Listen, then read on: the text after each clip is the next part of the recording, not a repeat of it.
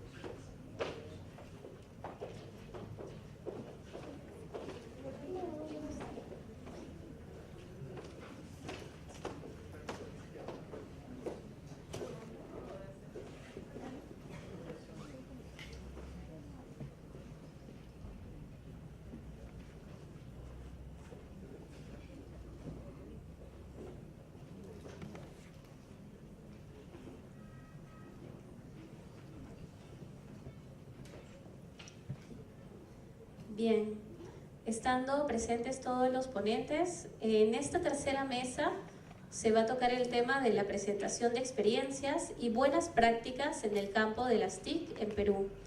Para ello vamos a dar inicio con la exposición de Elaine Ford, que viene en representación de Democracia Digital. La recibimos con unos aplausos.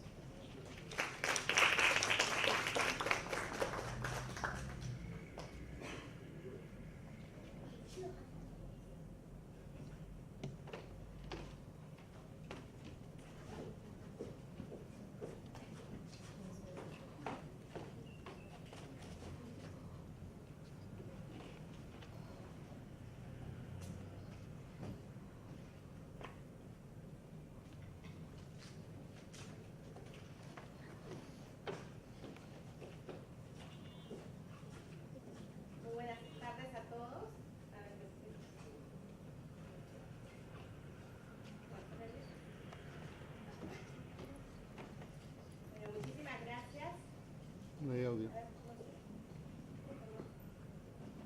Ya, perfecto.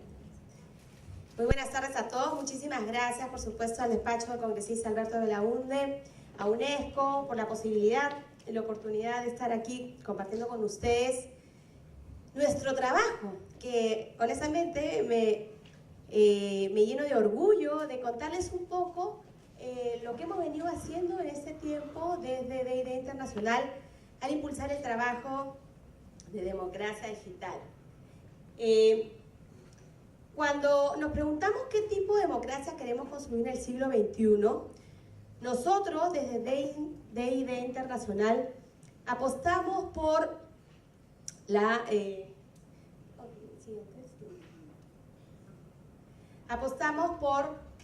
democracia digital, ¿no? Ya son 5 años desde que comenzamos. Muchos de ustedes seguramente se acordarán nuestros pininos cuando empezamos a hacer nuestras primeras actividades, que comenzamos pues con 2 líneas de actividades y a la fecha tenemos ya 10 líneas de acción en todo el país, ¿no? Y nosotros, por supuesto, confiamos en la democracia y en la importancia que cobra justamente Internet, las nuevas tecnologías de la información y, por supuesto, las redes sociales en todo este proceso. Hoy en día se escucha ciertas corrientes u opiniones un tanto escépticas, un tanto negativas en torno al uso de las redes sociales y el efecto, el impacto no siempre positivo justamente en la convivencia ciudadana y en la gobernabilidad democrática en nuestros países. ¿Ya? Yo creo que justamente Internet, las nuevas tecnologías de la información están cambiando la forma definitivamente como los ciudadanos están interactuando y también pues está trayendo consigo una nueva forma de democracia a la que nos tenemos que adaptar y a la que tenemos que hacer el esfuerzo justamente para asumirla de la mejor manera en esta revolución tecnológica que estamos viviendo. Entonces, justamente nosotros a través de la democracia digital creemos que la ciudadanía y todos los diversos actores que intervienen en este proceso, pues, están en un proceso de cambio en el que hay que adaptarnos de la mejor manera. A ver, les cuento un poco. Nosotros comenzamos precisamente en el año 2013. ¿Ya? En ese entonces, ustedes verán las fotografías, se dan múltiples manifestaciones masivas en el mundo entero. ¿Ya? En ese contexto estaba en Brasil, salían a las calles, veíamos Turquía, en Egipto, ¿ya? Por diversas partes del mundo se daban manifestaciones multitudinarias en busca de un cambio. Los cambios, por supuesto, eran diversos, cada quien tenía sus propios propósitos, pero sin embargo, el gran canal conector, el común denominador en cada una de estas manifestaciones masivas era el uso de las diversas redes sociales para poder canalizar este sentimiento ciudadano y justamente lograr este cambio, este objetivo que se ansiaba. En ese contexto, en el Perú también se da una manifestación masiva de gran relevancia. Se acordarán ustedes, los que son peruanos que están presentes, del caso de la repartija, ¿no? Justamente a raíz de una designación que se dio desde el Parlamento, del Congreso de la República del país, donde se designaban a 5 altos cargos directivos de diversas instituciones públicas del país. Y estas designaciones, pues, lamentablemente fueron de acuerdo a los intereses y la forma como se dio el proceso no fue la manera más transparente. Por tanto, la juventud, la ciudadanía en general salió a las calles a protestar.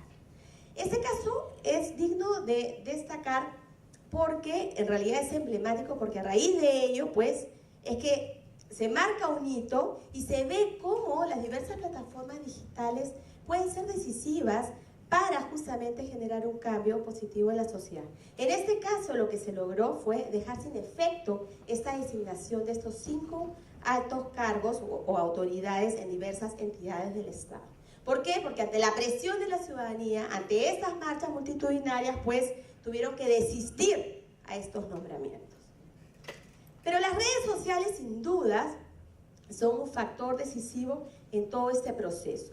Y ello nos ha permitido, por supuesto, ir creando a lo largo de estos años diversas iniciativas en el marco de nuestro programa sobre democracia digital que se van ajustando no solo a las necesidades y prioridades de la ciudadanía, sino también a las demandas del país, a las nuevas tendencias que van surgiendo en el país y en el mundo, ¿no? A las nuevas formas como la misma ciudadanía va interactuando.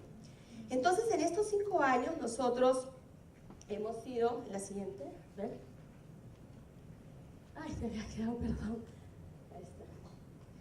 Ya, en estos 5 años,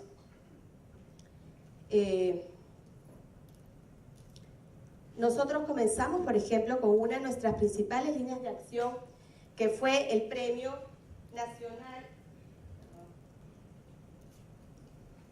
Nacional sobre Democracia Digital. A la fecha ya hemos realizado 5 ediciones de este premio en el país. Hace mes y medio se cerró la 5ª edición y eso nos ha permitido, pues, conocer alrededor de 300 iniciativas en todo el país y propuestas de diversos frentes a nivel ciudadanía, a nivel gobierno, a nivel sector privado, a nivel sociedad civil, que buscan utilizar el Internet para contribuir, para generar un aporte en nuestra sociedad. También una de nuestras líneas de acción ha sido el Encuentro Nacional sobre Democracia Digital. Este año estamos realizando el cuarto encuentro y estos espacios son jornadas intensivas que abordamos desde sesiones plenarias y sesiones paralelas, los diversos ámbitos del ecosistema digital que van marcando tendencia en el mundo, que van generando interés y justamente los diversos avances en los temas nos permite ir abordándolos con expertos nacionales, con expertos internacionales. En esta ocasión, por ejemplo, estamos convocando a los partidos políticos para que ellos presenten a sus candidatos y presenten sus planes de gobierno en materia digital. Hemos desarrollado también otra línea que es Innovap, innovación y apertura en las políticas públicas. Innovap surgió porque sentimos la necesidad de apostar por las administraciones públicas para darles ese toque de innovación y el uso de transparencia y el uso de las nuevas prácticas justamente acordes a esta evolución tecnológica, pero de la administración pública. Entonces hemos trabajado con gobiernos locales de Lima. Este año hemos estado muy enfocados capacitando a candidatos en regiones, que son candidatos y sus equipos políticos de gobiernos locales en las mismas regiones, y nos ha permitido hacer un trabajo intensivo para demostrarles la necesidad de innovar, para la necesidad de generar mayor transparencia, usar la tecnología como un gran aliado para generar más transparencia y rendición de cuentas, para lograr mecanismos de participación ciudadana y poder establecer estas relaciones de coordinación y colaboración con la ciudadanía, justamente en el diseño de planes y propuestas públicas. También en estos 5 años de trabajo hemos lanzado una línea que son los Digital Policy Papers, que es como nuestra línea de investigación, y la primera edición estuvo muy enfocada en todo lo que es gobernanza de Internet, y la idea es, bueno, seguir sacando estas propuestas con diversos temas que sean pues de interés público, en un lenguaje coloquial, amigable, que permita que la gente se familiarice con los diversos temas relacionados al ecosistema digital. Hemos participado también activamente en los foros de gobernanza de Internet. Acá participamos siempre con un comité organizador, ¿no? Son otras instituciones que también son parte de ello. Y por ejemplo, el año pasado realizamos este gran esfuerzo colectivo, acá con miembros de esta mesa también, adscrito ante Ginebra, y fue un resultado bastante interesante. Hemos realizado las hackatones electorales en coordinación con el Jurado Nacional de Elecciones, que nos ha permitido el desarrollo de soluciones tecnológicas y promover justamente la creación de diversas soluciones para situaciones que se requiere el uso de la tecnología en estos tiempos, ¿no? Y recientemente también hemos creado una nueva comunidad que se llama Women Tech Leaders, que por lo pronto es una comunidad online que reúne a mujeres que ya ocupan cargos de liderazgo a nivel nacional, pero con el propósito justamente de incorporar a aquellas personas que quieren involucrarse en esos temas, conocer más y que simplemente no tienen las oportunidades. La idea es que a través de Women Tech Leaders nosotros vayamos identificando a aquellas mujeres que quieren sumarse en esta corriente pro tecnología y pro uso de las nuevas herramientas digitales, justamente para favorecer la democracia, la gobernabilidad y por supuesto también desde sus diversos ámbitos, porque cada quien trata pues de abordar esos temas desde diversos frentes. Estas son algunas de nuestras iniciativas que hemos realizado en estos 5 años, en realidad menos de 5 años. Como les dije, son casi 10 líneas de acción que hemos venido desarrollando a nivel nacional, y nuestro propósito siempre es promover el uso responsable de Internet, de las redes sociales y de las nuevas tecnologías de la información.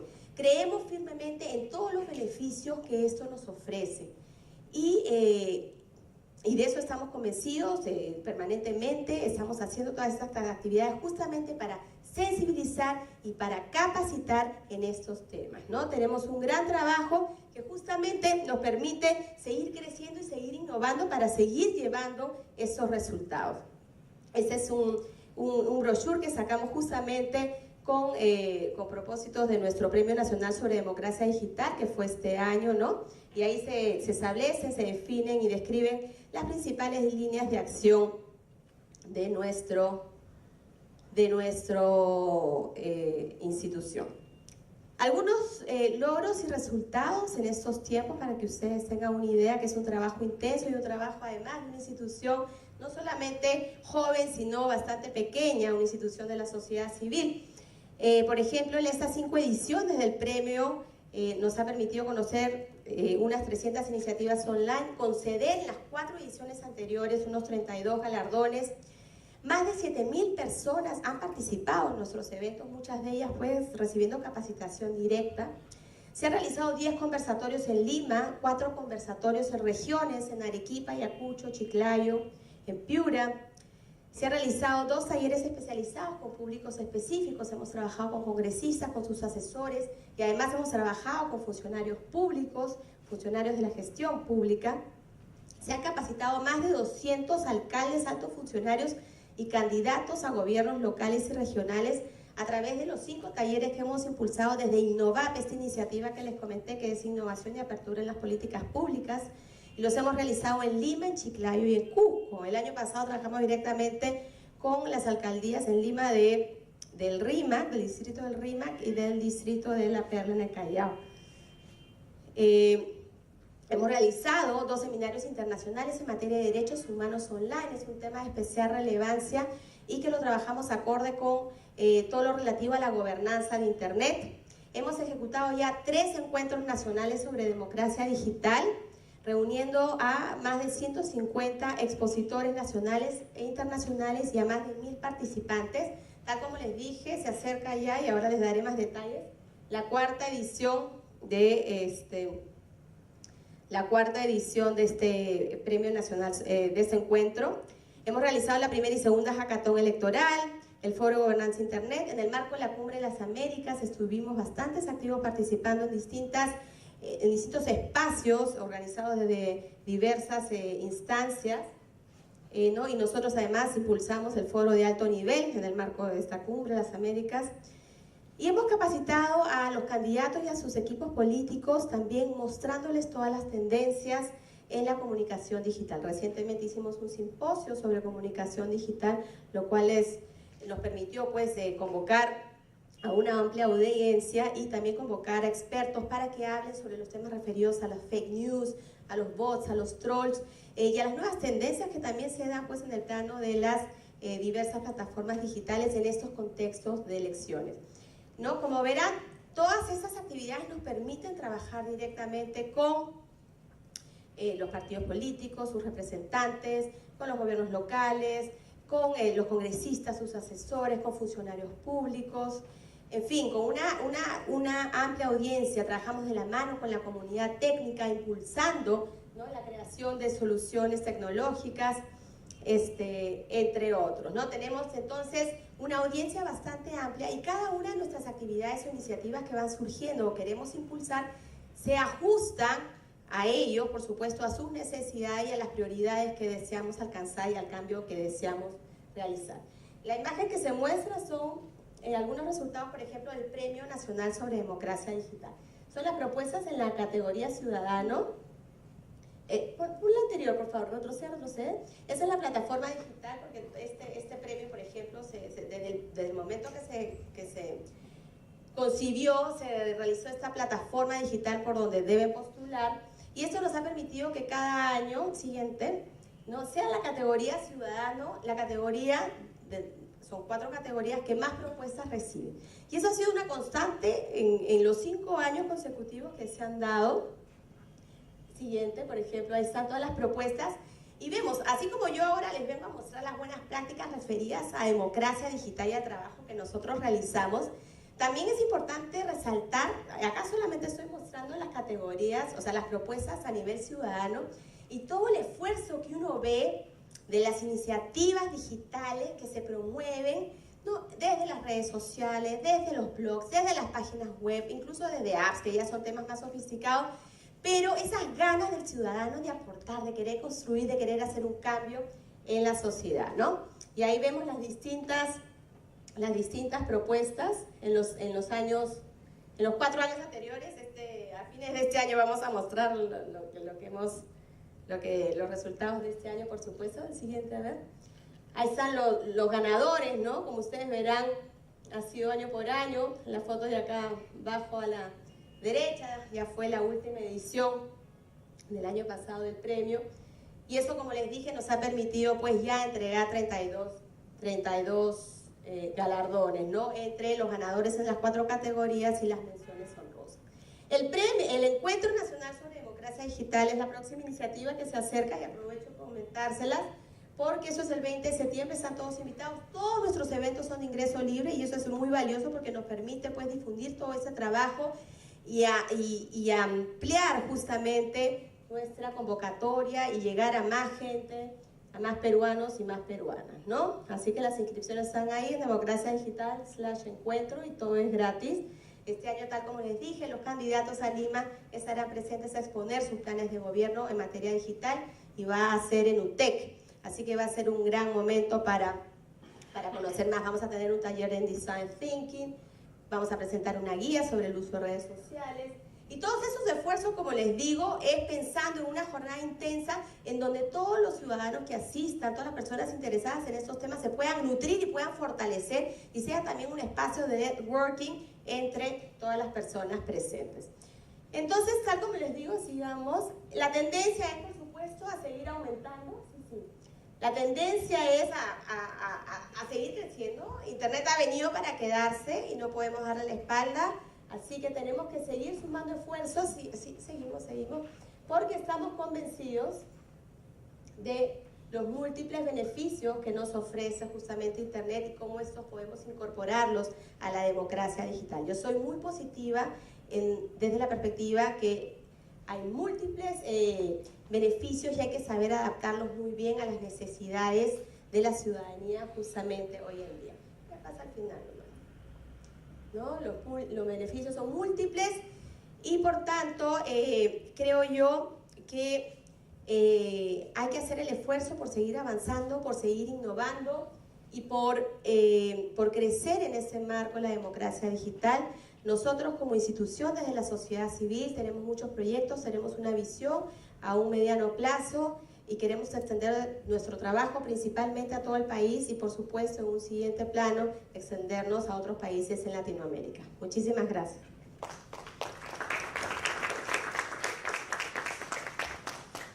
Muchas gracias, Elaine Ford de Democracia Digital, por haber compartido la experiencia y el trabajo que vienen desarrollando.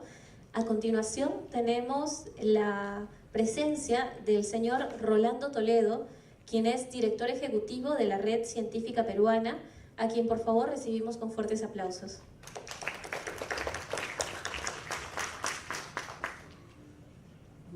Buenas tardes. Me han invitado para contarles un poco la historia de la mula. Yo voy a dar una pequeña licencia y les voy a ir un poquito más atrás y les voy a contar un poco someramente la historia de la Red Científica Peruana. Nosotros nacimos en el año 91, en realidad a finales del 91, era un grupo de menor a 20, 30 personas que estaban convencidos que la naciente sociedad de la información, la naciente sociedad red, tenía, para países como el nuestro, traía una oportunidad de poder potenciar el desarrollo, la inclusión, la democracia, la participación del Perú en el mundo. Nosotros nace con un lema hermoso, que es más Perú para el mundo, más mundo para el Perú, ¿no? Una visión de poder, muchos de los sueños frustrados de la revolución industrial podían de alguna forma plasmarse a través de lo que se avisoraba en ese momento como el sueño y las posibilidades de la sociedad red, ¿no? Se nació, en realidad era una conexión en que se permitía que los centros de investigación, las universidades y algunos académicos permitieran estar en contacto con redes de fuera, es decir, con sus pares en Latinoamérica, en Estados Unidos, en Europa, en Asia, ¿no? Y en realidad, cuando hablamos del nacimiento de la red científica, el gesto, el acto fundador es el envío de un correo electrónico con un dominio.p que lo firman un conjunto como de 15 en ese momento entusiastas, unos soñadores, encabezados por José Soriano en esa época, que lo que básicamente dice es: el Perú está conectado. Pero ¿qué había detrás del telón? ¿Cuál era el detrás de cámara? Era una computadora con un módem conectado vía un CSP en una llamada de larga distancia internacional a un servidor en Atlanta que hacía las veces de una especie de recepción de un hotel, ¿no? Entonces, los locales en una llamada de teléfono lo que hacían, enviaban a ese módem y dejaban su mensaje en el servidor local.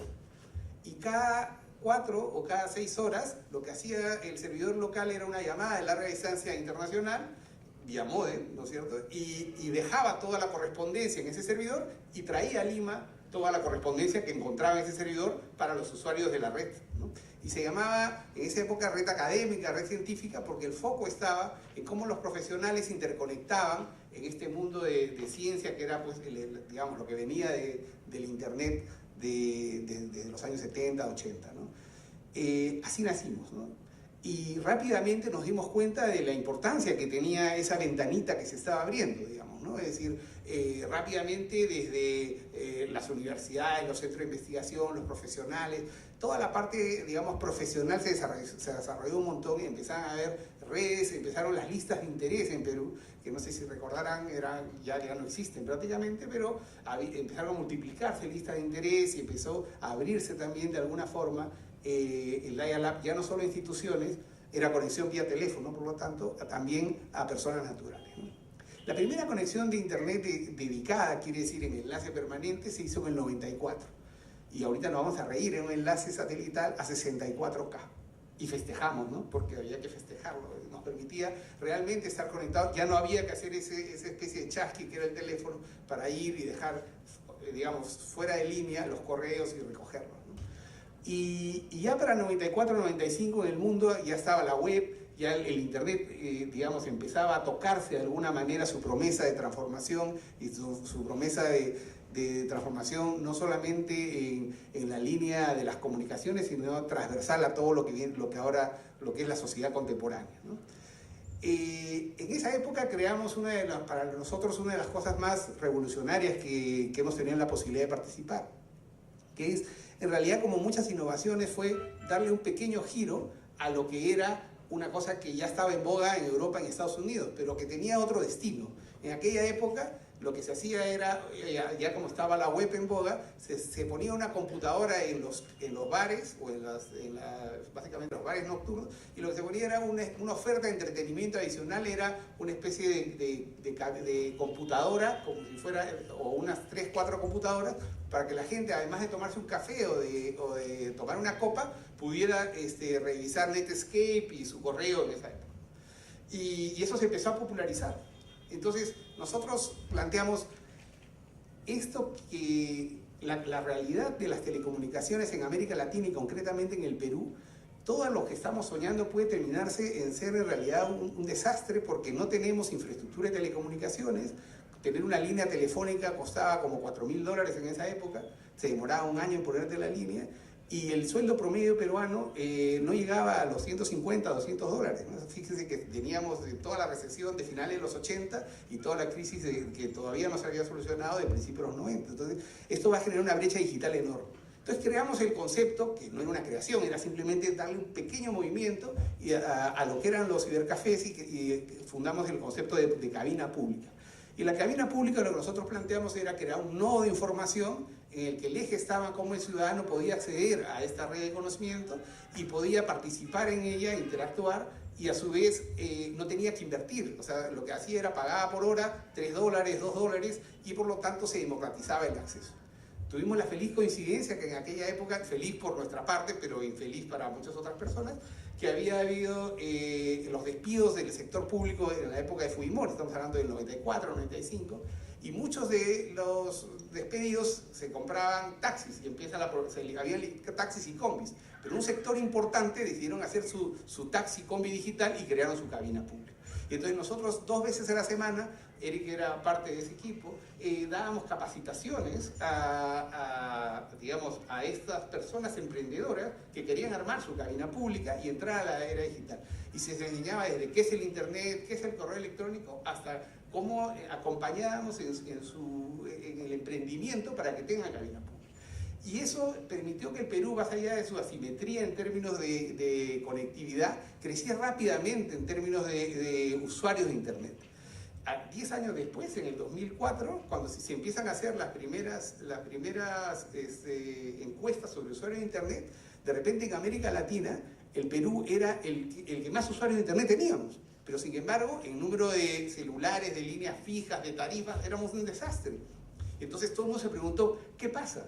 Entonces se hizo en Perú un estudio, ¿por qué eso reflejaba eso? Y resultaba que el 84% de los usuarios de internet en el Perú se conectaban por cabina pública.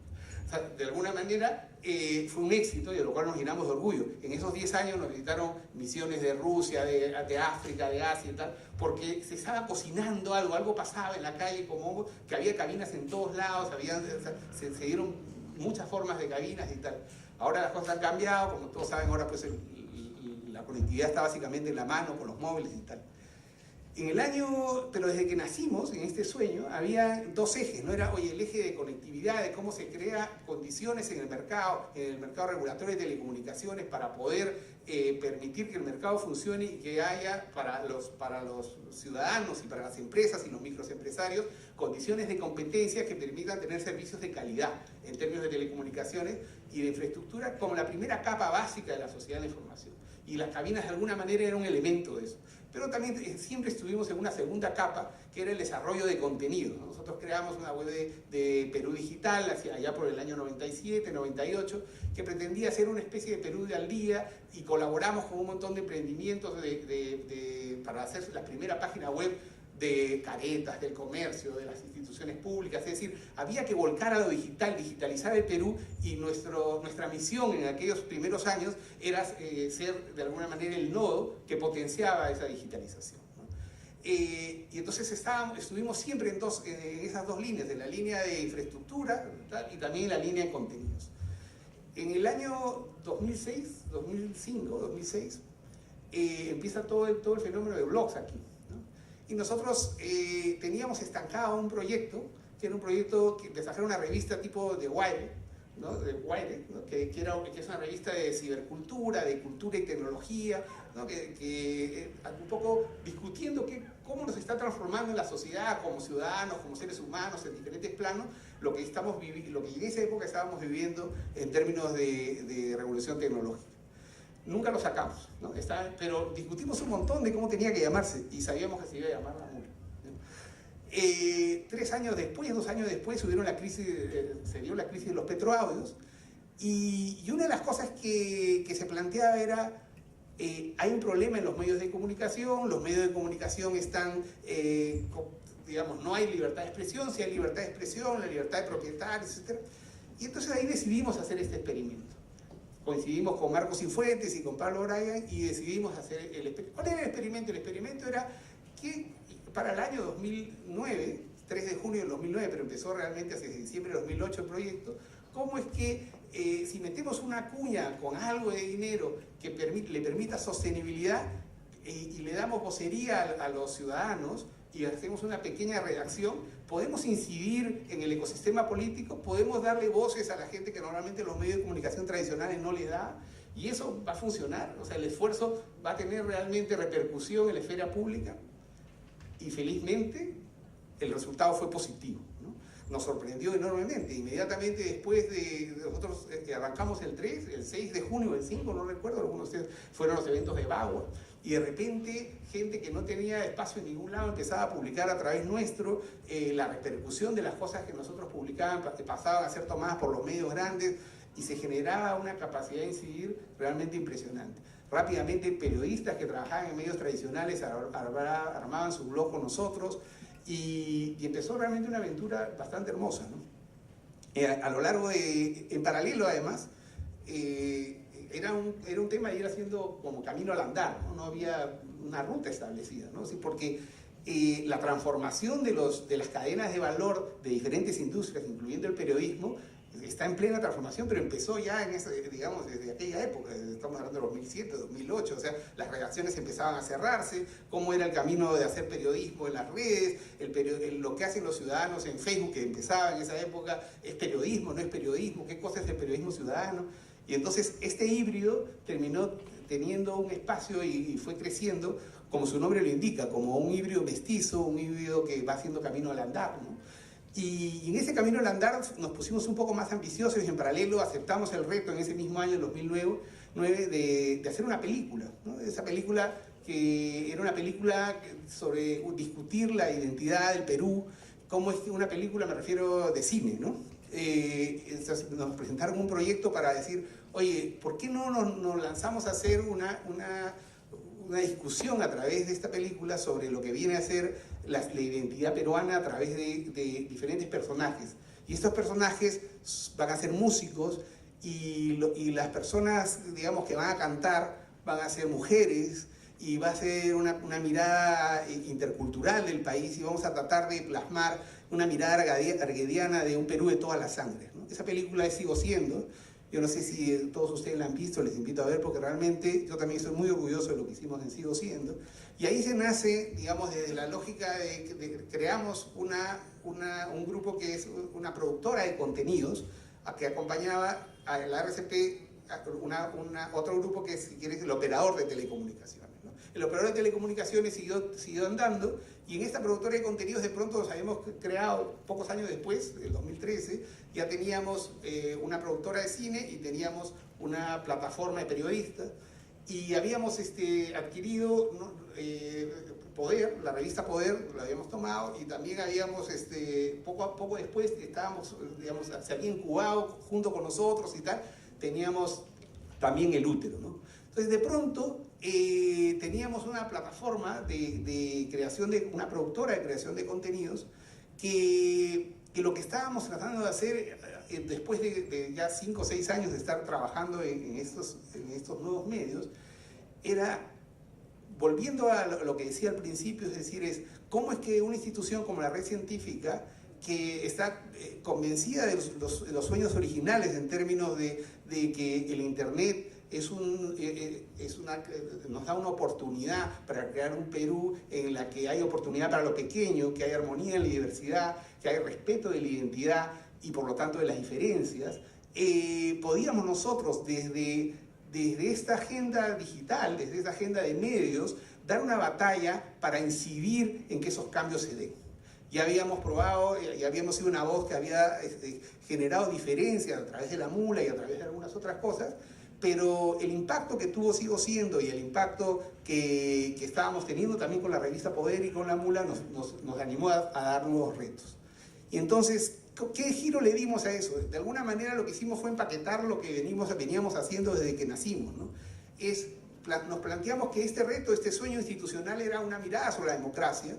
Nosotros creemos como asociación civil que nuestro rol era cómo nosotros peleamos por una democracia que sea centrada en el ciudadano, pero que este ciudadano tiene que tener oportunidades de expresarse libremente, o sea, hay que fortalecer la libertad de expresión, que es un eje fundamental para que la democracia funcione, y tiene que ser además una democracia que sea inclusiva, o sea, que sea una democracia basada en derechos. ¿Derechos para quiénes? Derechos para las minorías, derechos para todos, o sea, de minorías sexuales, de minorías étnicas, es decir, si nosotros como administradores, además del punto P, decíamos, el punto P nos permite presentarnos y decir y discutir qué tipo de Perú queremos construir en los próximos 50 años.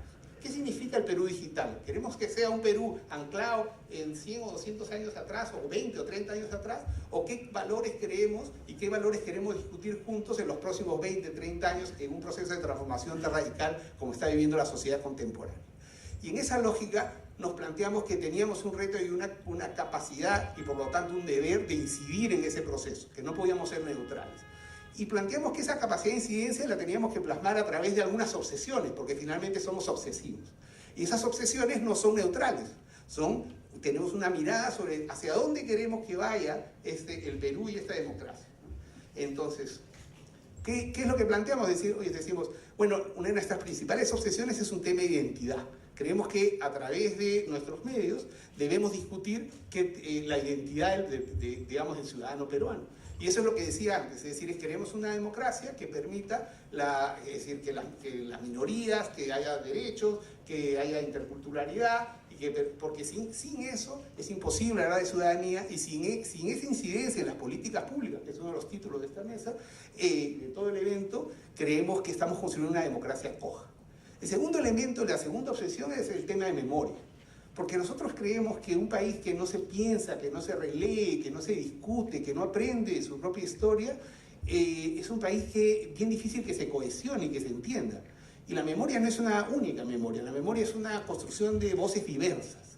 Y en esa lógica para nosotros la memoria es, oye, ¿cómo releemos qué pasó en nuestra independencia? ¿Qué pasó en los procesos de independencia?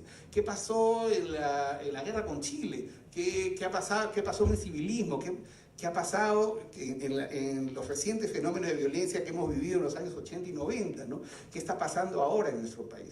¿Qué pasó con el caucho? ¿Qué pasó con la fundación de la Amazonía? ¿No es cierto? Es decir, hay un montón de cosas que están como sueltas y que no las conocemos como ciudadanos, no están ahí. Entonces para nosotros otra obsesión es discutir nuestra memoria y aprender de ella y poder mirar desde ahí al futuro. La tercera obsesión es un tema de sostenibilidad.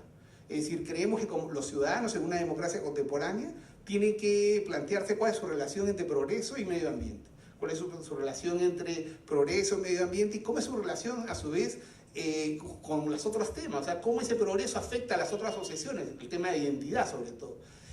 Pero a su vez, cómo es que repensamos, por ejemplo, las ciudades, ¿no? Es decir, cómo es que la generación actual dialoga con las generaciones futuras y cómo a su vez solucionamos problemas que tienen que ver con pobreza, desarrollo y por otro lado con valga la redundancia, con sostenibilidad.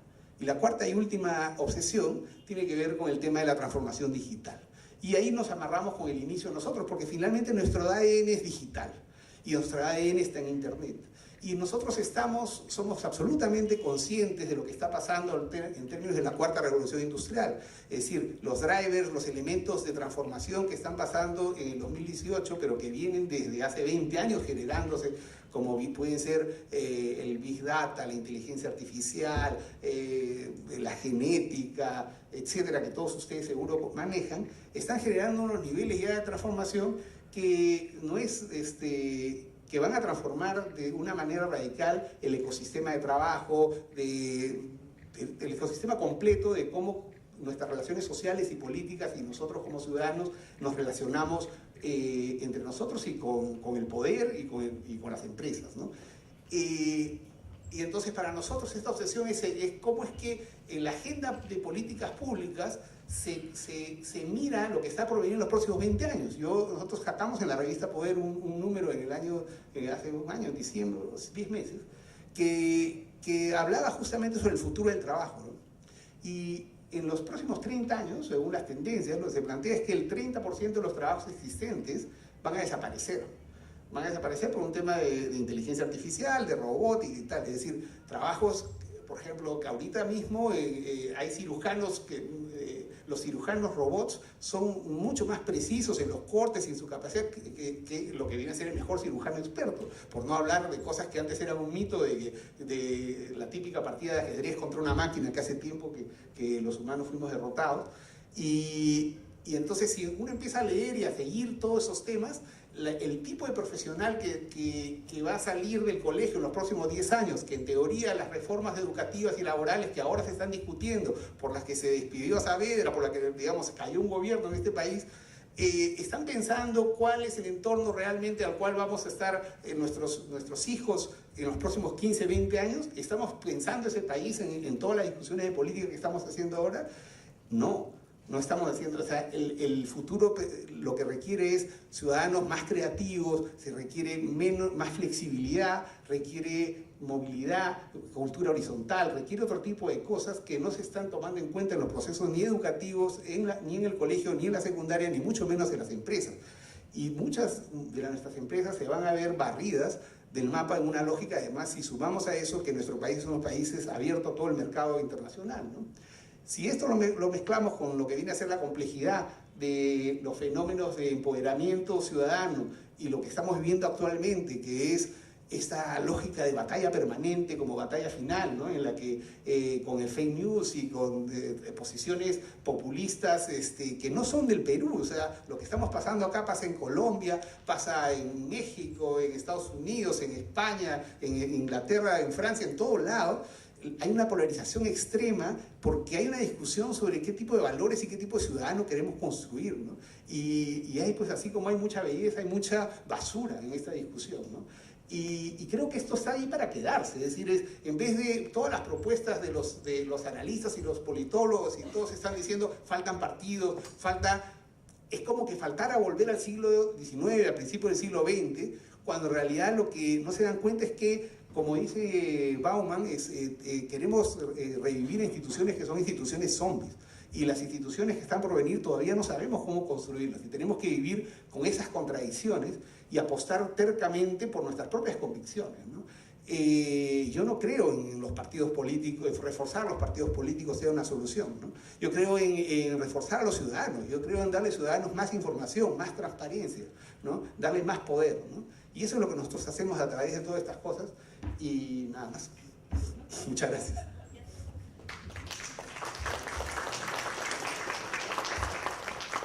Muchas gracias. Hemos tenido una ponencia, toda la experiencia del señor Rolando Toledo, director ejecutivo de la Red Científica Peruana. A continuación tenemos también la presencia de Laura León, quien es docente investigadora de la Universidad de Lima y fundadora de Crecer en Red, quien hace uso de la palabra ahora. Buenas tardes a todos por venir. Gracias al congresista Alberto de Belaunde y a UNESCO por organizar esta mesa. Nos alegra mucho que tengamos todos nosotros interés en estos temas. Yo vengo representando a la alianza de la Asociación Civil Crecer en Red y la Universidad de Lima. Soy docente investigadora de la Universidad de Lima y fundadora de Crecer en Red. Mi comunicación el día de hoy es la importancia de la evidencia basada en la investigación para poder generar y elaborar políticas públicas de calidad.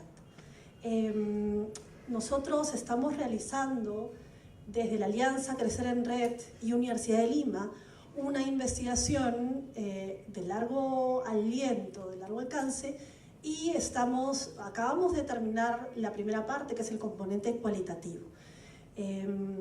Creo que es una buena experiencia para comentarles porque la alianza con la academia, desde la sociedad civil, parece ser una buena forma de generar evidencia y que esto luego pueda incidir en políticas públicas, que es la última parte, digamos, del proyecto que estamos realizando desde esta alianza.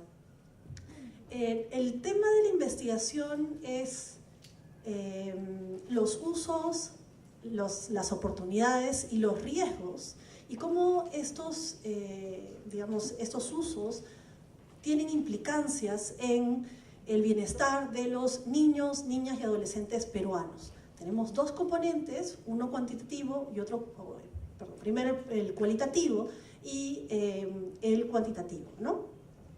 Este es un tema donde abundan los sentidos comunes, donde abundan también las perspectivas alarmistas, el miedo, pero siempre pensado desde un público o desde una perspectiva adulta.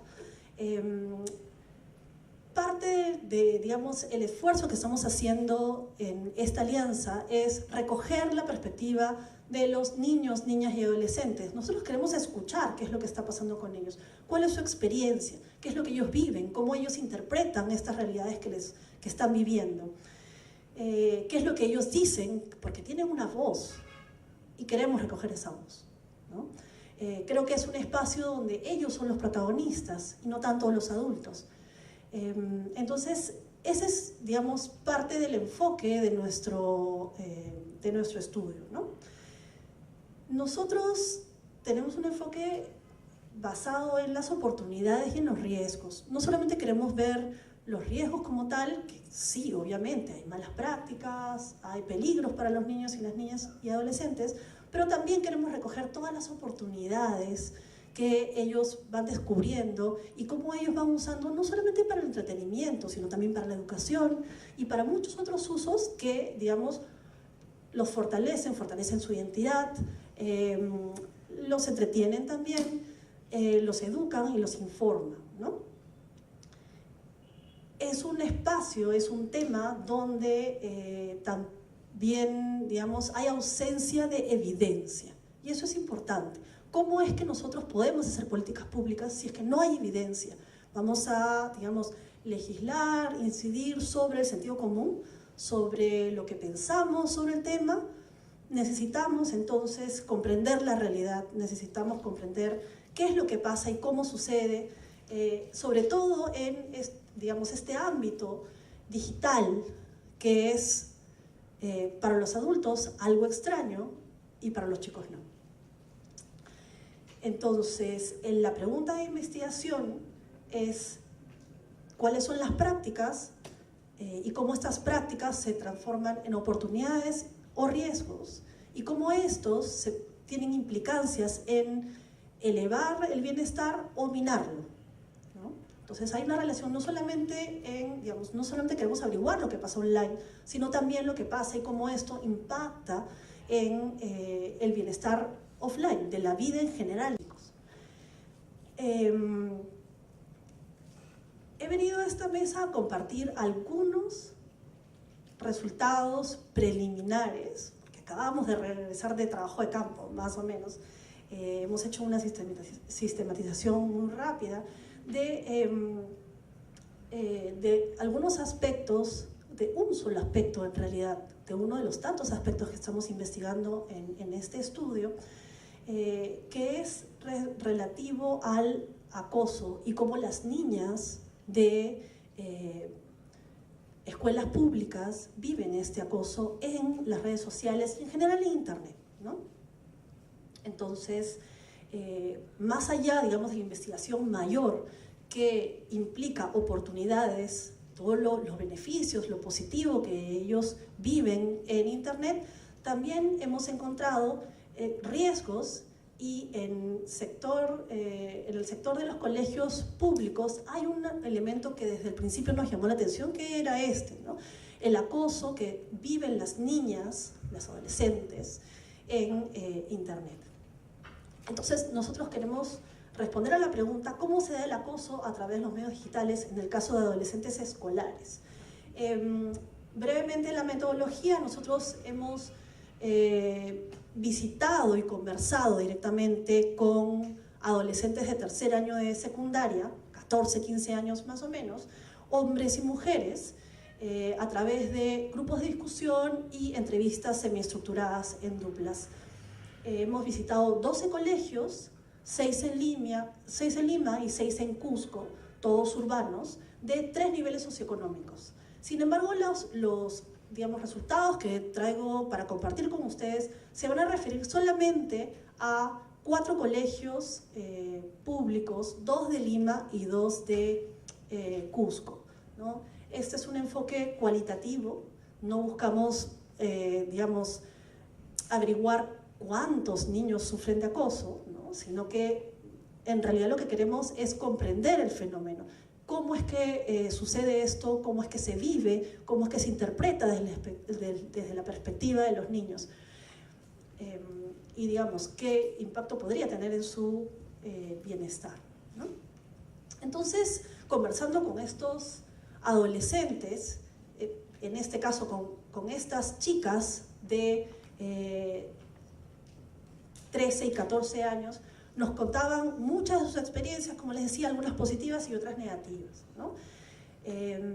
Y bueno, hemos podido descubrir que entre los riesgos, básicamente el resultado consistente que se da en todos los colegios, en todos los grupos focales o de discusión, es el acoso.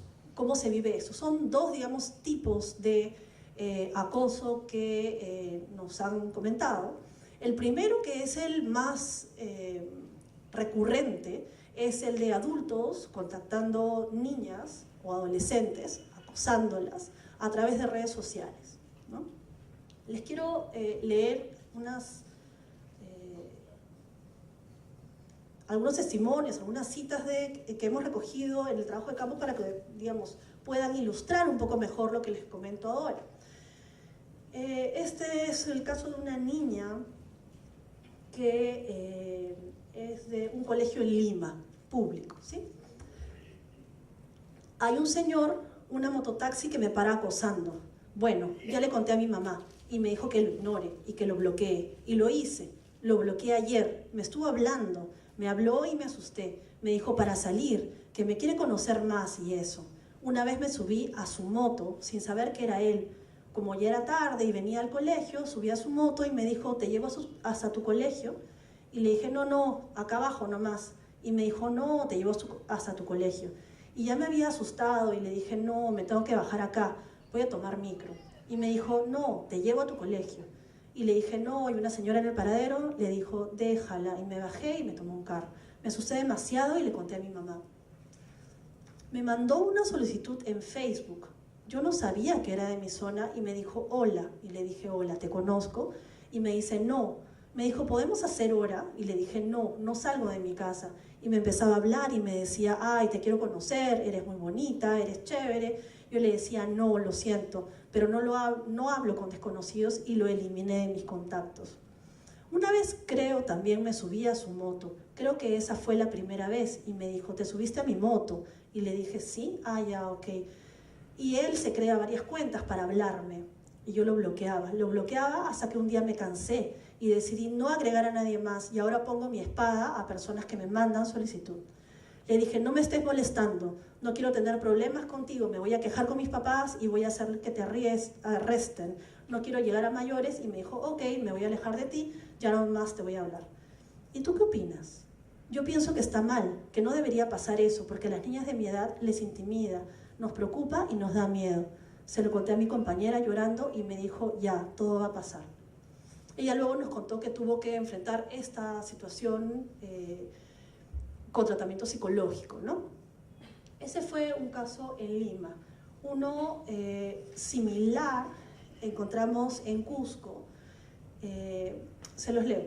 En primer año de secundaria me creé mi cuenta de Facebook y recibí varias solicitudes, y en una de esas era de una chica y la acepté por equivocación y me mandó un hola y un hola, nos hablábamos normal, y de ahí me empezó a decir, mándame una foto así, desnuda. Y yo, como era un sábado y estaba lavando los servicios, entonces miré y me asusté mucho, porque pensaba que esa persona vivía por acá, por Cusco, y me dijo, si no me mandas esa foto, yo te voy a buscar, te voy a matar, te voy a hacer esto y lo otro, y te voy a llevar, me decía. Y al poco rato, mi otra compañera de mi salón, otra de mis compañeras me dice, ¿le conoces a esta persona? Me está diciendo que le mande una foto así, y yo no la conozco. A mí me está diciendo lo mismo, pero también tengo miedo. Y mi otra compañera también me dice, yo también tengo miedo. Y llegó a aparecer otra compañera y después otra compañera también, y éramos varias del mismo salón, y no sabíamos quién era esa persona que nos pedía esas fotos.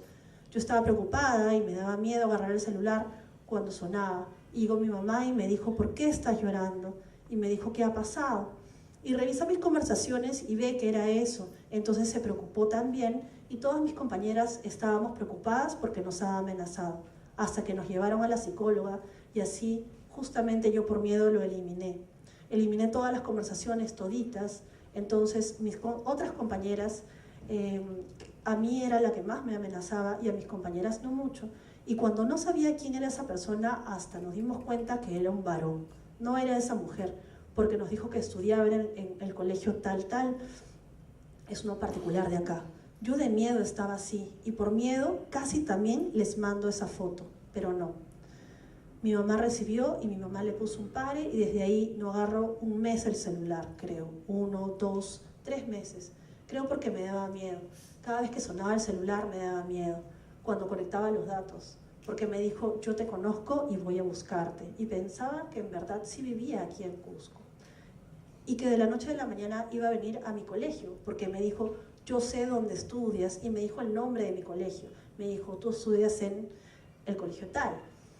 Y yo con eso más aterrizaba, no, tal vez viene a mi colegio. Y me dijo, voy a venir en un carro, te voy a llevar, y con eso yo tenía más miedo. No quería venir a mi colegio, me daba mucho miedo. Esos son 2 testimonios que hemos recogido, ¿no? Que nos hablan de cómo estas chicas viven el acoso, que es algo, digamos, cotidiano. Digamos, son los casos más difíciles o los más graves que hemos encontrado. También hay otros, digamos, tipos de acoso que en realidad son personas que contactan a las niñas, tratan de hablarles, las niñas simplemente los ignoran y bloquean y no pasa nada, ¿no? Un segundo nivel, ese es el primer nivel. El segundo nivel es que de repente las incomodan y las fastidian, ¿no? Y esto también se da entre, y esa es la segunda categoría, adolescentes varones acosando a adolescentes mujeres. Ya no son adultos, sino son chicos de su edad, no necesariamente de su colegio, sino chicos de colegios de los alrededores, de la zona, que también las molestan y las fastidian, ¿no? Uno de estos testimonios es, te envían solicitud y no lo aceptas, te hablan igual y te dicen sin conocerte, hola, tú me gustas, quiero hablar contigo, cuando ni siquiera los conoces, ni ellos te conocen, o sea, no tiene sentido. Te dicen, estoy en la calle, estoy a la vuelta de tu casa, dan miedo. Otro es, pero me habló otro y me dijo, yo estoy esto, yo soy esto, así paraba. Son dos personas que me paraban molestando, pero de ahí ya lo bloqueé todo y me creé otro Facebook.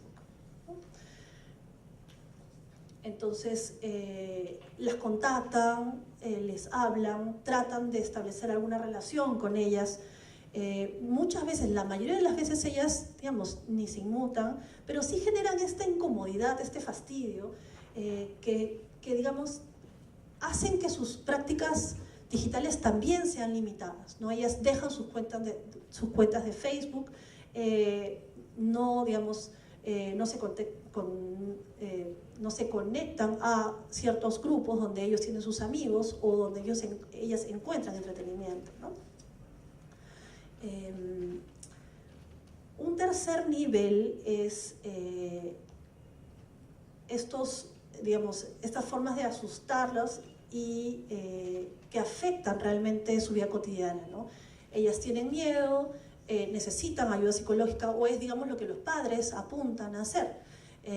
Las llevan al psicólogo, pero también ellas tienen miedo de salir, ¿no? Y eso es, digamos, cuando el acoso ya parece tener o quieren generar miedo a nivel offline, ¿no? Cuando le dicen, sabemos dónde vives, sabemos tu colegio, y ellas lo creen o pueden creer que tienen algo de cierto, ¿no? También hay otra modalidad que son los comentarios. Adultos dejando comentarios vulgares, subidos de tono en fotografías de adolescentes, ¿no? Una opinión de una de esas chicas es, en mi opinión, siendo sincera, sí me preocupa. Me preocupa que dejen comentarios vulgares en mis fotos. Esto es injusto, todos también tenemos derecho, pero es injusto que digamos, si a él, digamos, no le gusta que le digan esto o aquello, no debe hacer tampoco eso a las mujeres.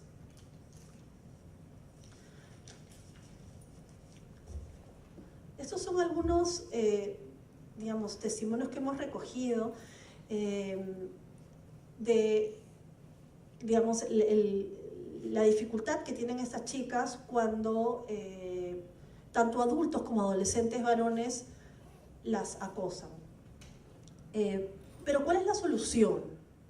¿Es la solución recortar el acceso a estas chicas? La cuestión es asustarlas y incentivarles el que no se conecten a internet, censurarlas. Nosotros no pensamos que esa sea la solución. En realidad, si nos fijamos, nosotros hemos investigado el tema de los riesgos en general en 12 colegios, en 4 se ha dado el caso de los abusos, y coincidentemente se da en los casos de escuelas públicas, donde vemos que es un contexto de vulnerabilidad, donde los chicos no tienen contención, los chicos paran solos en casa o en la calle, muchas veces en las cabinas públicas, y esto no se da necesariamente en otros contextos socioeconómicos. Eso es algo, digamos, claro, ¿no? No es algo generalizado. Es solamente en estos 4 colegios públicos que hemos encontrado esto. Y claro, pensamos que, por supuesto, eso es una expresión en otros medios, en el ámbito digital, de un problema que vivimos en general, ¿no? Ya no, digamos, no me voy a referir al problema de la violencia contra la mujer, del acoso contra la mujer, en el ámbito offline, porque es evidente, y el riesgo que corren nuestras niñas también se vive online, ¿no? Entonces, en realidad, yo creo que lo importante que tenemos que tener en cuenta es que a más acceso, más riesgo si es que no tenemos habilidades digitales, ¿no? El asunto me parece que es elevar el nivel de habilidades digitales, pero también, no solamente la autoprotección, sino también la ciudadanía digital, no solamente para los chicos, o sea, no solamente para las chicas, elevar el nivel de habilidades, sino también a los chicos varones, cómo es la forma de comportarse online, ¿no? O sea, no es justo que ellos desplieguen estas actitudes tanto offline como online, ¿no? Tenemos muchos más comentarios y algunos otros resultados preliminares, pero ya se nos acaba el tiempo. Así que en otro momento les comentaremos un poco más desde los portales de Crecer en Red y la Universidad de Lima. Gracias. Gracias.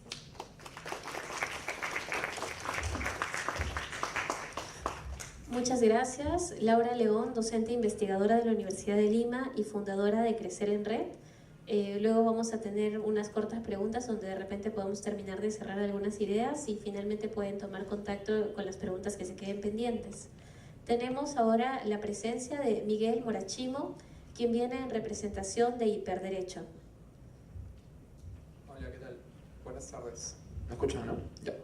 Quiero agradecer al despacho del congresista de Belaunde y a UNESCO por invitarme, invitar a Hiperderecho y organizar esta reunión.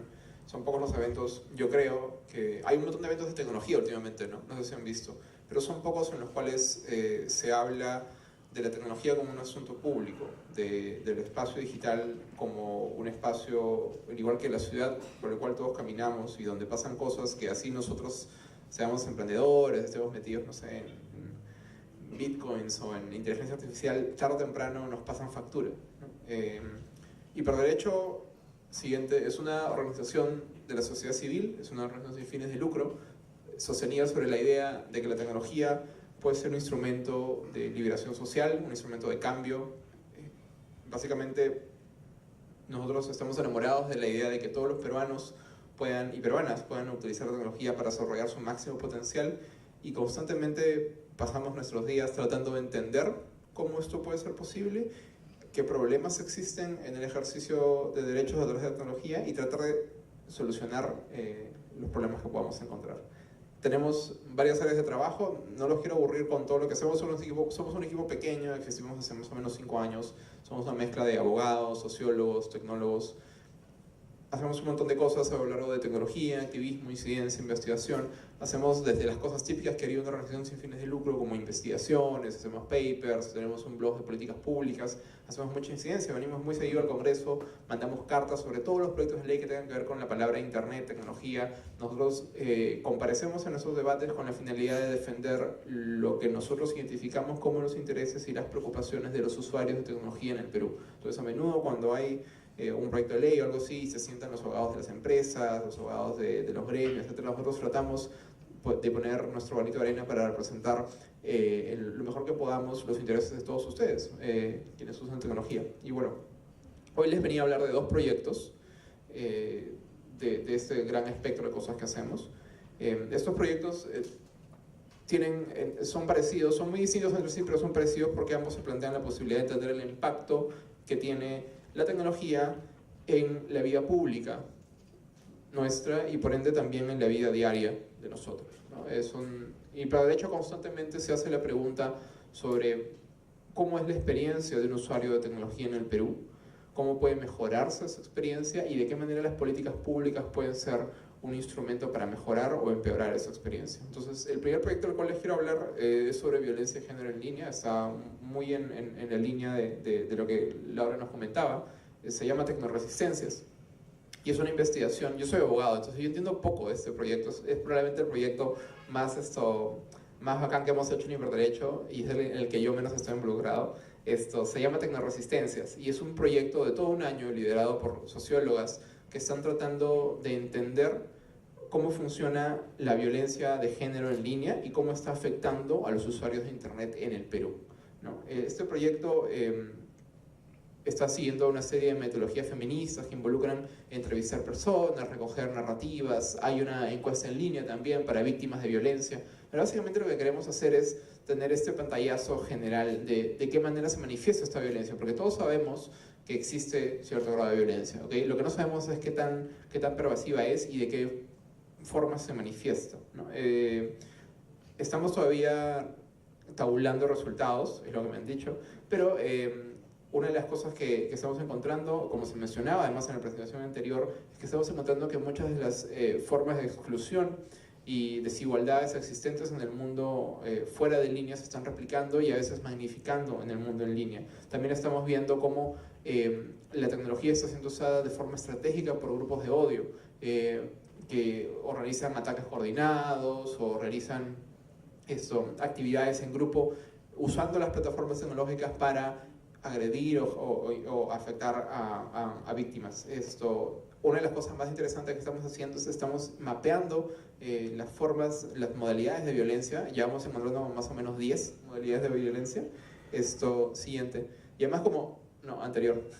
Además, como somos una organización también de abogados, una de las cosas que queremos hacer primero, son varias etapas, ¿no? Primero, encontrar cómo se manifiesta esta violencia. Lo segundo es entender cuáles son los mecanismos legales y tecnológicos que están facilitando o están diseñados para impedir la violencia. Entonces, una de las cosas que estamos encontrando es que efectivamente hay algunos vacíos legales para las víctimas en términos de remediar o buscar ayuda cuando son objeto de violencia.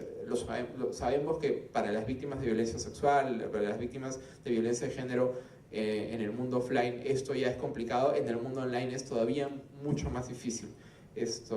Y lo que aspiramos a hacer con el resultado de esta investigación, que va a estar disponible en noviembre, es tener toda esa información, con toda esa información hacer algo así como un centro de autodefensa digital para víctimas de violencia de género en línea, que tenga por un lado información sobre cómo funciona esta forma de violencia, cómo identificarla, por otro lado también tenga herramientas, aunque no lo crean, hay muchas herramientas desarrolladas por empresas privadas y por ONGs y centros de investigación en otros países que dan desde guías sobre cómo configurar tu Facebook hasta consejos de seguridad al momento de crearte una cuenta en cierto sitio.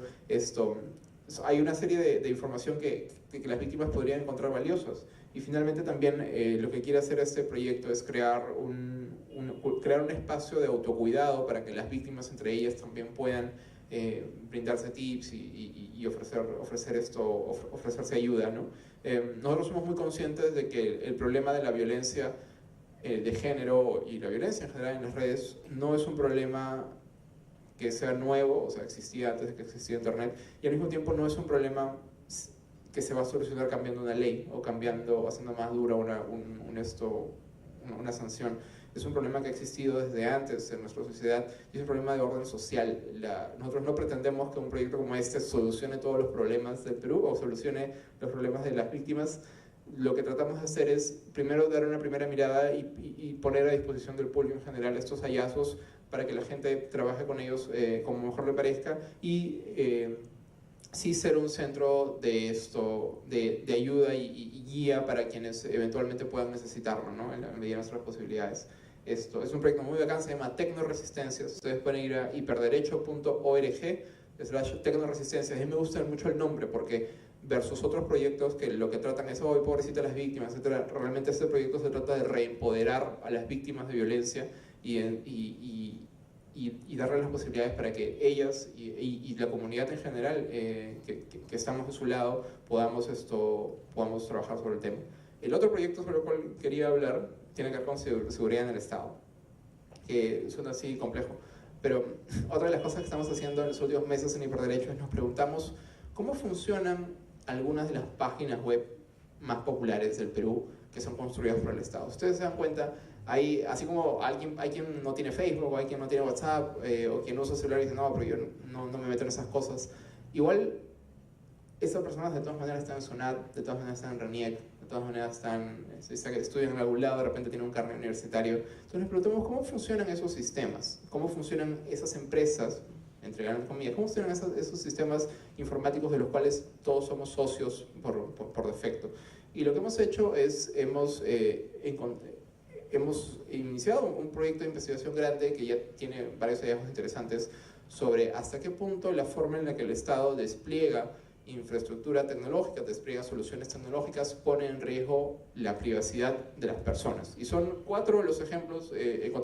Hace el año pasado encontramos un hueco de seguridad bien grande en la encuesta que había hecho INEI sobre población LGBTI, que básicamente lo que hacía era, permitía que cualquier persona, sin necesidad de romper ninguna contraseña ni nada, descargue los resultados, el cuestionario completo con sus respuestas para todas las personas que habían llenado la encuesta. Siguiente. Otra cosa que hicimos es, encontramos que RANIEC, desarrollando una aplicación para el Ministerio de Salud, accidentalmente había dejado abierta una puerta digital, por decirlo así, y esto permitía que cualquier persona se descargue la foto DNI de cualquier persona del Perú. Más de 20 millones de peruanos que tenían DNI, su foto podía ser descargada libremente, sin su permiso y sin que RANIEC se dé cuenta que estaba pasando. Siguiente. Lo último que hicimos es que descubrimos que la OMPE, tratando de hacer un concurso que se llamó una hackathon para probar el voto electrónico, había hecho un formulario, y este formulario, en lugar de dejarte llenar los datos, lo único que te pedía era tu número de DNI, y cuando tú ponías tu número de DNI, inmediatamente el formulario se propagaba con toda tu información. Y que lo que descubrimos, simplemente haciendo clic derecho desde un navegador web, es que esa información la jalaba de una página web pública, de un recurso público. Entonces, si tú usabas esta página web que era www.ompe.com/ y ponías tu número de DNI al final, podías sacar la información de tu número de DNI y podías hacerlo con cualquier DNI del Perú.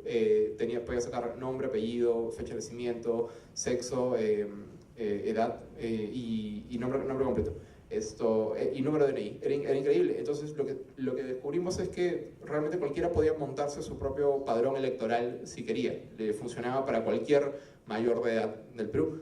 Y lo más interesante en este caso es que como ya esta era la 4ª vez que encontramos un problema de seguridad de este tipo, lo que hicimos fue ir a un notario para que el notario certifique que esto estaba pasando, y los hemos denunciado ante la Autoridad de Protección de Datos Personales, porque en Perú, si bien es cierto la Constitución reconoce el derecho a la privacidad y el derecho a la protección de datos personales, desde hace unos años tenemos una ley cuyo mandato principal es que todos nosotros tenemos derecho a decidir qué se hace con nuestros datos personales. Por ende, si bien la OMPE tiene una autorización legal para usar nuestros datos personales para sortear los miembros de mesa, para asignarnos nuestra mesa, no tiene ninguna autorización legal para regalar nuestros datos en Internet. Entonces, los hemos denunciado ante el Ministerio de Justicia, y el Ministerio de Justicia siguiente ha realmente iniciado un procedimiento al respecto.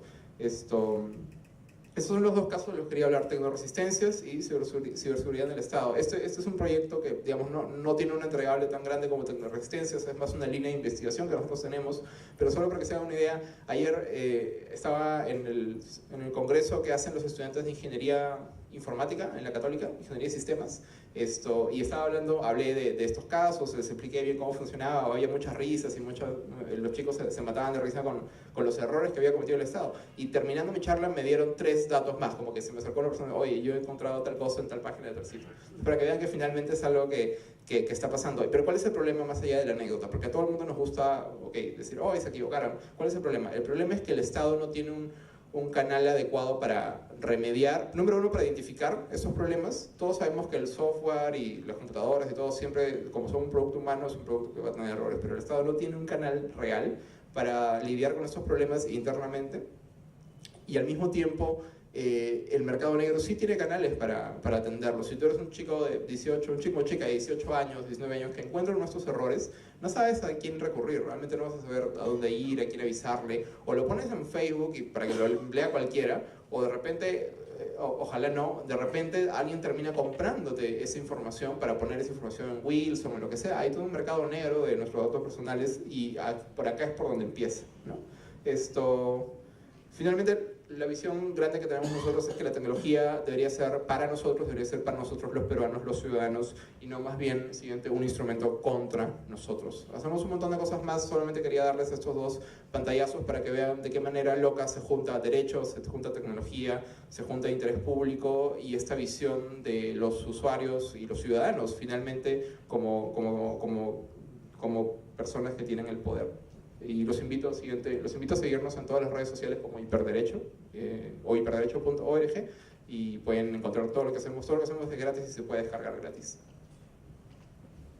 Muchas gracias, fuertes aplausos para Miguel Borachino de Hiperderecho.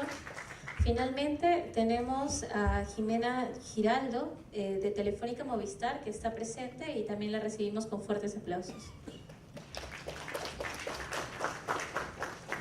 Hola, buenas tardes a todos. Gracias por invitarnos al despacho del congresista de Belaúnde y también a UNESCO. Creo que soy la única empresa privada aquí en la mesa, así que me va a tocar explicar por qué. Desde Telefónica y Movistar, que es nuestra marca comercial, desde hace muchos años trabajamos no solamente en tratar de dar un servicio de telecomunicaciones a nivel nacional y que nos conecte a todos los peruanos, sino también en el manejo responsable de lo que hacemos con ese servicio, ¿no? Y porque una base sobre la que partimos es que no sirve de nada que nuestros clientes tengan conectividad si no nos aseguramos que el uso sea productivo, positivo y que sea beneficioso para todos. Entonces, a partir de eso, trabajamos en varias líneas en realidad, así como Miguel les ha contado dos de sus líneas, yo hoy día me voy a detallar en una, pero para darles todo el marco. Trabajamos en inclusión digital, que es tratar de cerrar las brechas de accesibilidad que hay a las telecomunicaciones en el mundo rural, ¿no? Tenemos, por ejemplo, un proyecto súper bonito hace 8 años que se llama Conectarse para Crecer, que lo que hace es reconocer o identificar a las personas que están en las partes más alejadas de nuestro país y que usan el teléfono para acceder a servicios de salud o de educación o para hacer crecer sus negocios, ¿no? Que están en una línea mucho más allá de simplemente las redes sociales, el Facebook o el chismorreo del día a día en las noticias, sino que usan en verdad las telecomunicaciones como un espacio de productividad y de cierre de brechas, ¿no?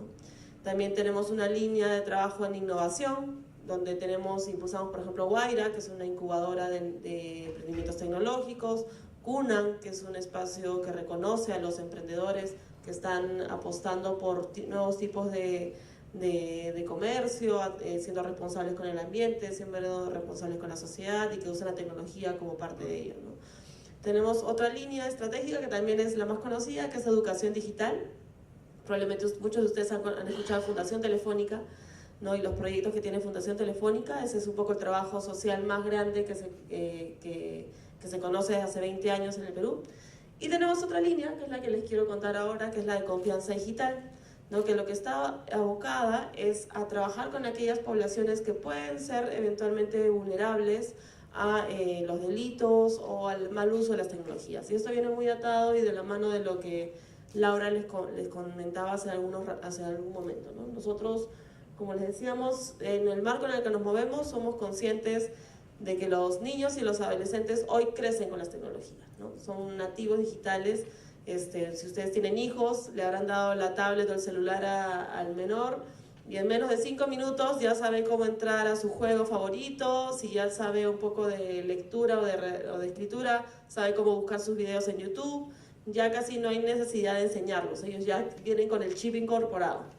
Entonces tenemos que ser conscientes de que estamos frente a una nueva generación que usa las telecomunicaciones o las tecnologías de forma innata, ¿no? Pero que se pueden enfrentar a distintos tipos de riesgos. La siguiente, por favor. La siguiente.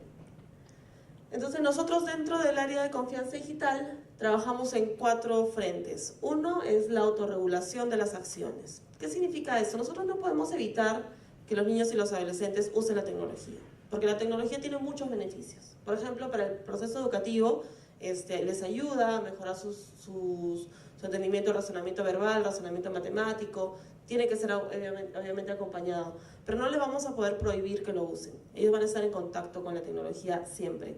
Entonces lo que tenemos que promover es la autorregulación, es promover que tengan un buen uso de esta tecnología, un uso productivo, que sepan cuándo dejar de estar conectados al celular o a la tablet y tener también una vida social productiva, hacer deporte, tener una vida saludable. Ese es uno de los mensajes que nosotros tratamos de promover. La otra es darles productos y servicios que puedan acompañar el uso de las tecnologías. No sé cuántos de acá serán padres, pero si ustedes son clientes de Movistar, pueden llamar al 104 y pedir que se activen los bloqueos de control parental en los celulares que se tienen, o por ejemplo en el internet que tienen en el hogar. Existen filtros, existen controles que pueden ser fácilmente activados y que además los tenemos de servicio gratuito. Hay algunos que son de servicio pago, que ya son los más especializados, pero gratuitamente ustedes pueden poner algún tipo de control a los equipos que tienen en el hogar. También apoyamos líneas de educación, ¿no? Que están vinculadas, como les decía, desde Fundación Telefónica y también desde organizaciones, ONGs con las que trabajamos de la mano para tratar de trabajar en educación en la seguridad de la red y promovemos alianzas estratégicas. La siguiente, por favor.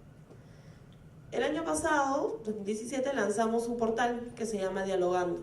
Este es un portal que existe a nivel corporativo, o sea, en los 17 países donde está Telefónica existe el portal Dialogando y es un repositorio donde escriben padres, docentes, especialistas, médicos, psicólogos sobre el uso de la tecnología en la sociedad. Entonces, el objetivo es que cualquier persona que tiene alguna duda o quisiera más información sobre lo que es, por ejemplo, el grooming, que es este tema del acoso en la red, o el sexting o el cyberbullying, y no tiene un repositorio de información verídica donde encontrar data, puede entrar ahí a dialogando.com.pe y explorar más esa información y también aportar, ¿no? Porque eso es un portal abierto donde las personas también pueden colgar sus contenidos, pasa por un tema de filtro simplemente para asegurarnos de que la temática está vinculada al uso de las tecnologías, ¿no? Pero, por ejemplo, pueden escribir sobre sostenibilidad, sobre innovación, sobre entretenimiento, educación, comportamiento y seguridad en la red, ¿no?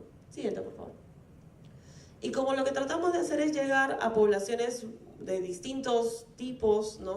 Tanto a nivel socioeconómico como de procedencia cultural o incluso idiomática, hemos trabajado en traer esos mensajes en formatos diferentes, ¿no?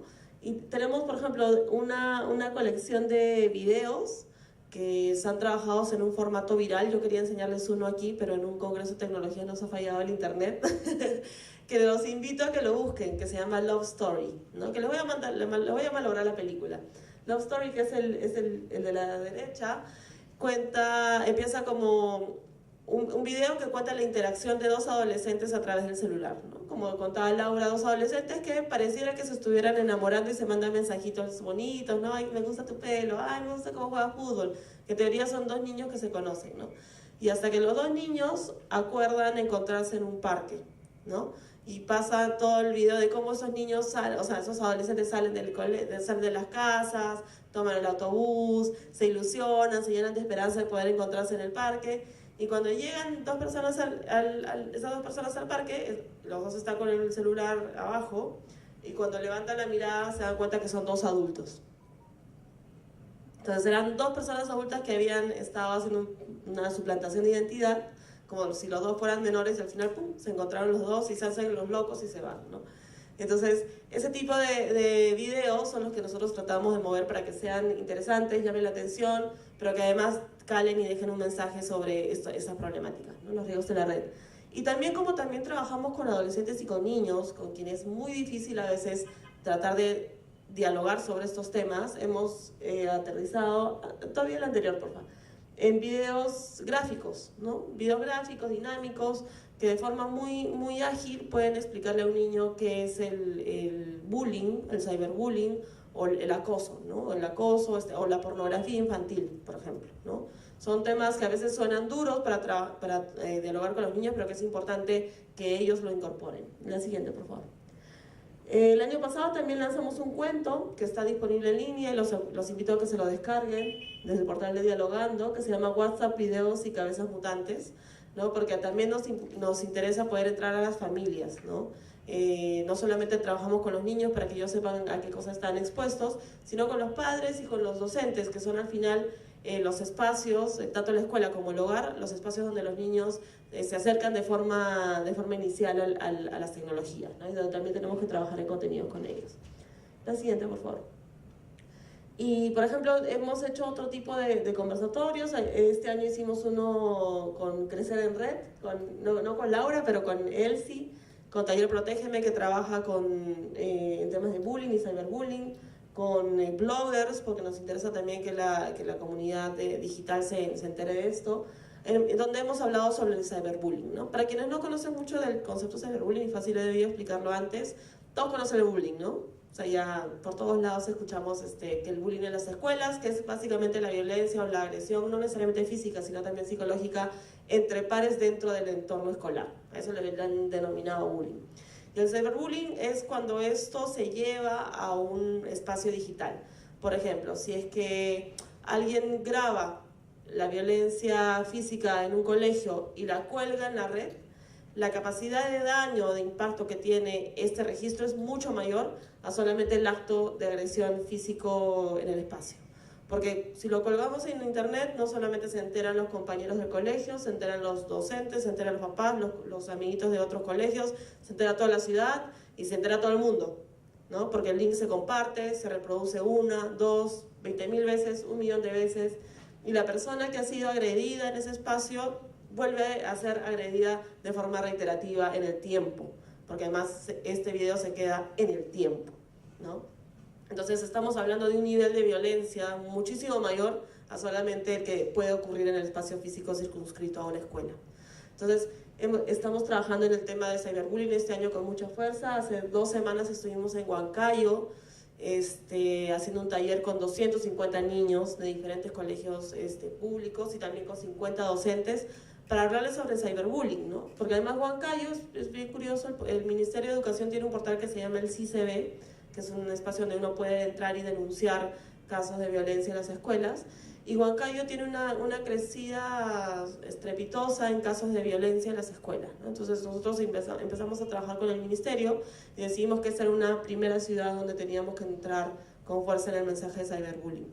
Y había mucha necesidad de ser escuchados. Cuando acabamos el taller con los 250 niños, poquito a poquito se iban acercando al tallerista y también a las personas que habíamos estado ahí a decirnos: yo sufro de bullying. A mí me han creado un perfil falso en Facebook donde mis amiguitos se burlan de mí.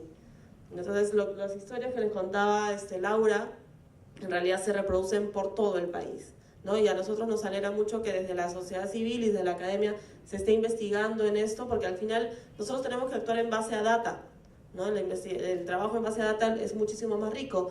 Nosotros durante estos años estamos trabajando casi de forma empírica y por intuición de que estas cosas se están dando, pero también nos falta recoger mucho dato a nivel local, ¿no? Y ese tipo de espacios también los vamos a desarrollar en otras partes del país, porque además muchos delitos que se generan, que hoy están en la red, terminan, por ejemplo, en el caso de los adolescentes y los niños, en trata de personas, ¿no? Y eso es mucho más grave aún. Entonces, creo que no hay nada más. Yo tenía ahí un par de videitos que enseñarles, pero creo que estamos con el tiempo medio apretado también, así es que lo que vamos a hacer es estar atentos a las preguntas que tengan, y los invito a entrar al portal de Dialogando, donde van a encontrar la información, los videos. He traído unos separadores de libros, que por ejemplo esto llevamos nosotros a provincia, ¿no? Para tratar de que los niños lo tengan en la mano de forma ágil. Está el portal de Dialogando y también está el número de teléfono y la página web del CICB, que es el portal del Ministerio de Educación, donde se puede denunciar este tipo de delitos, ¿no? Entonces, quedo a las preguntas. Gracias. Muchas gracias, señora Giraldo. Bueno, los tiempos que nos presta la sala del Congreso son bastante limitados, pero vamos a poder escuchar 2 preguntas y cuando termine podemos conversar todavía aquí dentro del auditorio, ¿no? Entonces, quienes tengan preguntas, para poder acercarles el micrófono, lo que sí les agradecería es que la pregunta sea bastante puntual, las escuchamos y luego las responden. Buenas tardes. La pregunta que quiero hacer es muy concreta al representante de la red científica. ¿Por qué la tarifa del punto P es tan cara en la región? No solamente en Perú, sino a nivel de Latinoamérica es una de las más caras. ¿Debería bajar para que pueda acceder más gente a tener un dominio propio? Gracias. Muchas gracias. Una siguiente pregunta, ¿alguien desea hacerla? Bien, entonces creo que va a ser la única pregunta dirigida al señor Rolando Toledo. Yo le agradezco su pregunta, porque la verdad creo que está desinformado. Pero porque nosotros, digamos, en el año 2006, 2007, se terminó un trabajo de como 4 años con la Comisión Multisectorial de Gobierno, en la que se aprobaron las nuevas políticas que permitió generar un esquema en que el administrador del punto P lo que permitía era tener comercializadores. Nosotros tenemos más de 30 comercializadores, peruanos y extranjeros, ¿no? Y entonces lo que algunos consideran caro, que podría ser 110 soles, que es el precio del lista peruano, se sorprendería que hay sitios en el mundo que venden un dominio .p a $300, a $250. ¿Por qué? Porque hay todo un negocio que es el negocio de protección de marcas y ese tipo de cosas. Sin embargo, existen también otros comercializadores que los venden porque tienen un descuento súper importante por ser comercializadores, los venden muy por debajo de los 110 soles, que es el precio que sale en el .p. Entonces ahí puedes encontrar unos dominios por 80 soles, por 70 soles, lo que fuera. Y nosotros tenemos una serie de zonas y tenemos dominios .p que llegan a los 20 soles. Es decir, que son de los más baratos de la región, incluso más baratos o casi no estoy recuerdo que el .com. Es decir, uno puede tener un .p por 20 soles. Entonces, si usted compara la banda de América Latina, nosotros estamos en realidad en el tercio inferior o en la media inferior. Existían hasta hace poco dominios gratuitos, pero ya no existen dominios gratuitos porque Argentina dio un paso atrás con el tema, entonces era imposible estar junto con Argentina porque era evidentemente el Ministerio de Relaciones Exteriores el que financiaba, o sea, era el Estado el que financiaba. Entonces, en realidad, el mercado de dominios es un mercado que es, digamos, complejo. Ahorita hay más de, no sé, me corregirán, de repente lean, hay más de 1.500 nuevos dominios, es decir, con los nuevos TLDs que están compitiendo, está todo lo que se llama los dominios genéricos, es un mercado global y nosotros nos movemos según la demanda y tenemos diferentes dominios para diferentes nichos y en realidad es una percepción que no es solamente suya, hay mucha gente, sobre todo de su edad, que tienen una percepción efectivamente de cómo históricamente ha sido el precio del dominio y hace más de 2 años que uno puede encontrar .p por 20 soles. Muchas gracias. Quería informar de que pueden encontrar el video de todas estas ponencias a partir de la próxima semana en las redes sociales de UNESCO y del despacho. Y para finalizar tenemos la presencia del señor Guillermo Canela, consejero regional de Comunicación e Información de UNESCO en Montevideo, a quien invito para que pueda clausurar esta mesa de discusión.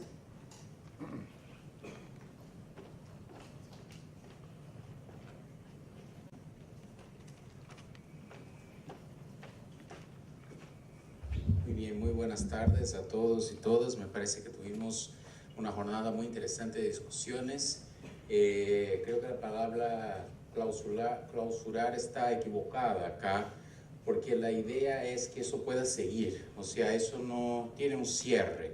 Como dijimos en la mañana, la perspectiva de la UNESCO es que lo que hicimos acá hoy pueda ser el principio de una secuencia de debates sobre cuestiones que hoy solo pudimos tangenciar acá, porque son debates que demandan más profundidad, demandan la presencia de otros actores, incluso de actores que no piensan como nosotros que estamos acá, ¿no? Parte del desafío de este momento tan complicado que estamos viviendo es no solo hablar a la gente que nos gusta dialogar, tenemos que hablar con la gente con la cual no pensamos igual, que no, la gente que tiene posiciones incluso que nos enojan, porque si no, no vamos a avanzar en términos de las democracias y de la construcción de un espacio que no tiene que encontrar consensos, pero sí que tiene que saber respetar los disensos y dialogarlos sin violencia, ¿no?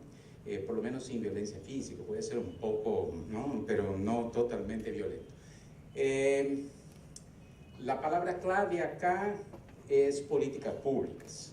Este debate, ¿no? Estas mesas se llamaron TICs, Políticas Públicas de Ciudadanía. En este mundo de las TICs es muy fácil que nos encontremos con los proyectitos muy simpáticos, bonitos y tal, que incluso llamamos de innovación y damos unos premios, pero que llegan a 10 personas. Y cuando estamos hablando de TICs de educación, por ejemplo, una red como la brasileña tiene 53 millones de alumnos. Entonces, ¿cómo hacemos cosas que podemos llevar a 53 millones de alumnos? Y este es el real desafío de las políticas públicas, es dar un salto del proyecto, de la actividad, para algo que sea sostenible, inclusivo, accesible y más permanente en la línea del tiempo. Eso es difícil de hacerlo porque nuestros políticos todos sufren de una enfermedad que se llama la síndrome de Adán. O sea, piensa que el mundo empieza con ellos. Por lo tanto, todo lo que vino antes no sirve, ¿no? Y política pública no se construye así, se construye sobre los errores y los éxitos de los que ya pasaron y de los que van a seguir. Entonces, la propuesta es esta: ¿cómo construimos algo que sea sostenible, inclusivo y que podamos llamar efectivamente políticas públicas? Gracias a todos, gracias a ustedes, fue un placer. Chao.